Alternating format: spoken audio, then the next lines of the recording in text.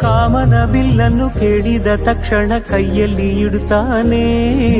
ಹುಣ್ಣಿಮೆ ಬೆಳಕ ವಸ್ತ್ರವ ಮಾಡಿಸಿ ತಂದು ಕೊಡ್ತಾನೆ. ಕಾಮನ ಬಿಲ್ಲನ್ನು ಮಾಡಿಕೊಳ್ಳುವೆನು ಕೈಯ ಬಳೆಯಾಗಿ, ಹುಣ್ಣಿಮೆ ವಸ್ತ್ರವ ಹೊತ್ತುಕೊಳ್ಳುವೆನು ಕಂಬಳಿಯನ್ನಾಗಿ. ಸ್ವರ್ಗದ ಮೇಲೆ ಇಂದ್ರನಾನೆ ಎದುರು ಇಡುವನು, ನಿನ್ನನ್ನು ಮುದ್ದಿಸಿ ಬರುವನು.